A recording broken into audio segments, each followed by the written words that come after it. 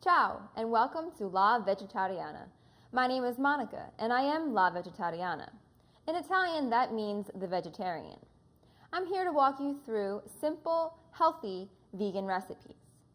About 6 years ago, I became a vegetarian, and since then, I have made it my goal to defy the odds of being a vegetarian. I wanted to prove to people that being a vegetarian doesn't mean eating salad and vegetables every day. No, it means finding different foods and experimenting with different recipes. This time, I'm going to show you my recipe, Bruschetta Italiana. Cominciamo. Let's begin. First, we have to prep our ingredients. Our ingredients include a can of white beans, the reserved bean liquid, 2 ripe avocados, 3 plum tomatoes, extra virgin olive oil, and our traditional seasonings of salt, red pepper, garlic powder, oregano, brown sugar, fresh parsley, and mint. And to top off the recipe, we're going to use a fresh lemon and 2 cloves of garlic. Let's begin with prepping our ingredients. I've already prepared some of the avocado and tomatoes, but I'm going to finish off by cutting the second avocado. Be very careful when cutting avocados. Sometimes if they're still a little hard, you can run the risk of cutting your finger, and that is not fun. You're just gonna yank that pit out of there, put it to the side. And if you ever see any brown in the avocado, you just wanna get your knife and cut that right off. No one wants to see brown in avocado in a recipe. And we're gonna peel the skin away, so you can see that beautiful green of the avocado. With all this green and red and white, it's reminding me so much of Italy. And that's what I love so much about this recipe. Get slicing.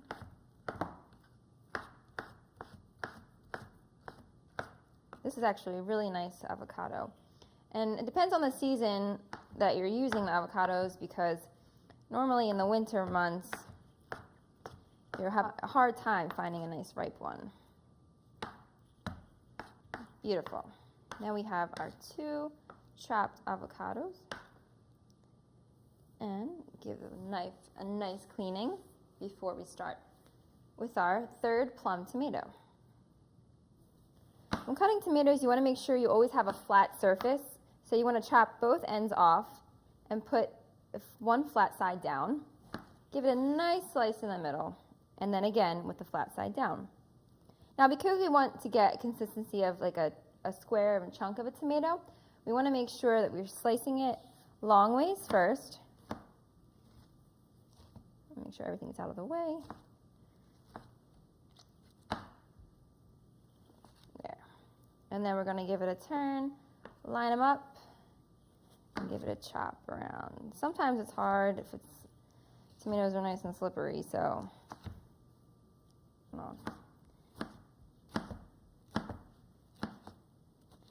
slice down the middle, and we're going to get our chunks. Okay. We are ready to get started, and we're going to start with going to the oven and heating the medium saucepan on high and dropping in our olive oil and our garlic cloves. Now that we're at the stove top, I brought all of my ingredients over just to make things easier so I don't have to fly back and forth from the other counter. So I'm going to begin by pouring in 2 tablespoons of my olive oil and get things heated up. I'm going to put my stovetop on high to wait for the sizzle. Sizzle is my favorite part. It's just like the oil comes alive in the saucepan, and then we're going to add the garlic that I have minced. Okay, I hear the sizzle going, and I'm going to add the rest of my garlic.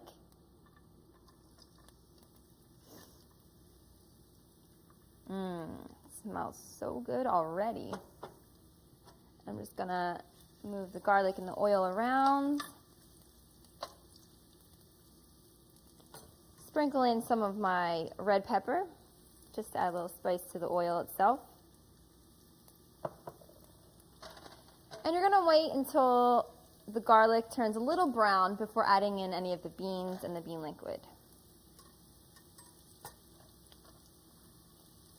To prepare for the bread, I actually turned my oven on to preheat it to 375 degrees.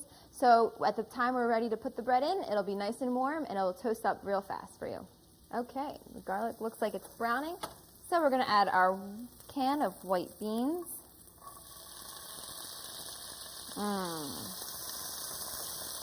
So delicious. Give these a move around.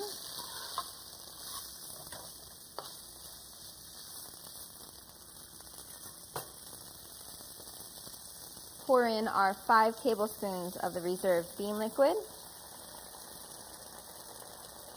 Just so the beans have some liquid to cook in to give them that really meaty, juicy texture. You're going to let this sit for about 2 minutes, just so the beans can heat through and the oil can just totally envelop everything. Okay, it sounds and looks just about ready. And we're going to add in our tomatoes. Sprinkle those around. And our avocado.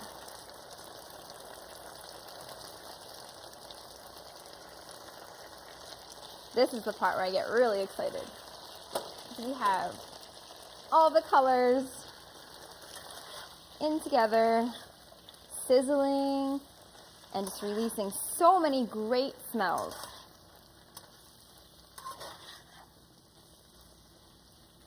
Take a look at that. That looks awesome. But we're not finished until we add our seasonings. So let's take our salt, give that a sprinkle. Some more red pepper, just because I prefer a little kick to my food. Oregano, some more green in there. Garlic powder, just to make the garlic taste come out a little stronger, because it is an Italian dish, so I mean, what's an Italian dish without garlic? Some brown sugar to sweeten things up, and fresh parsley.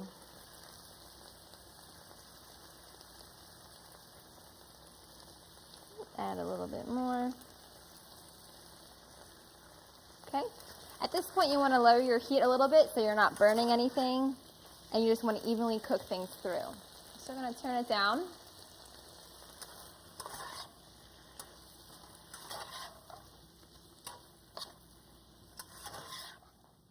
Now, I bought a nice loaf of long Italian bread to help us with our bruschetta today.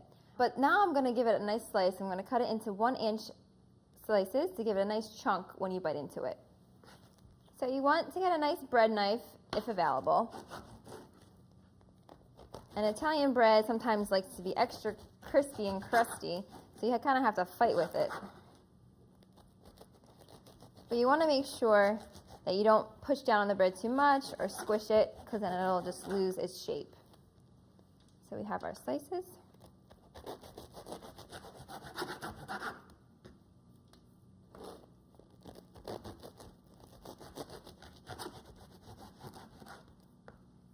I remember every Sunday for dinner, my parents used to drive to the bakery right around the corner from my house and get fresh bread. And I just remember cutting off the ends, which is my favorite part, and just eating it with some fresh butter, or even drizzling it with some olive oil like we're going to do for this bread. And I'd be so stuffed on bread that I wouldn't even want to eat the dinner. Okay. That should be good. And we're going to drizzle some olive oil on each slice.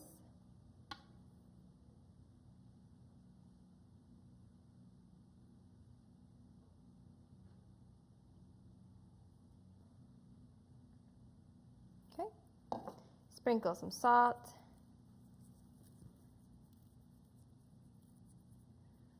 And some garlic powder. Now, I prefer to use fresh garlic most of the time, but if you just want a quick fix of some garlic on the bread, I recommend using garlic powder. Okay, and you have your tray of bread ready to go into the oven and become nice and crispy for the bruschetta.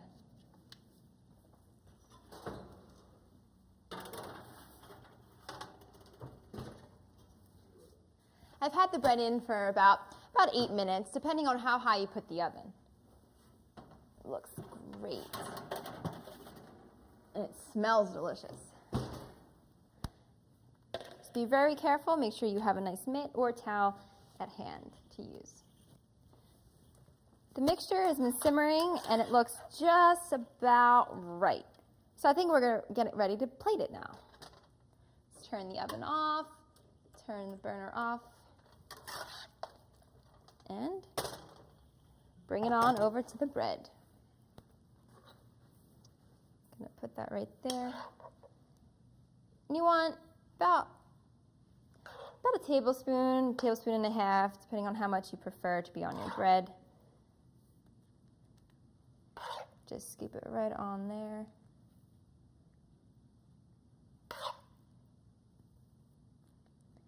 The warm mixture on top of the warm toasty bread is absolutely delicious.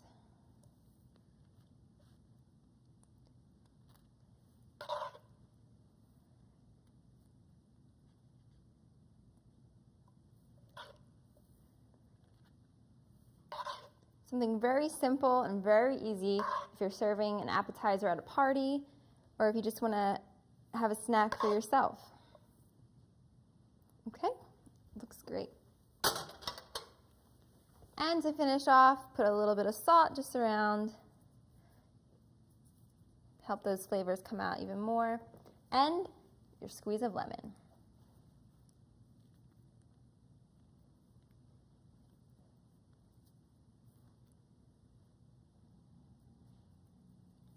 And here we are, Bruschetta Italiana.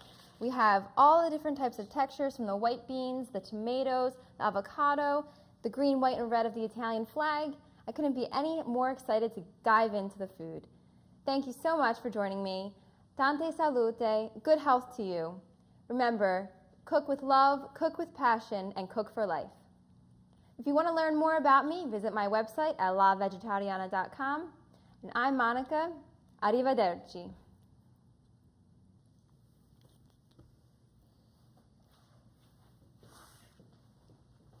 Let's take a bite. Yeah, dive in.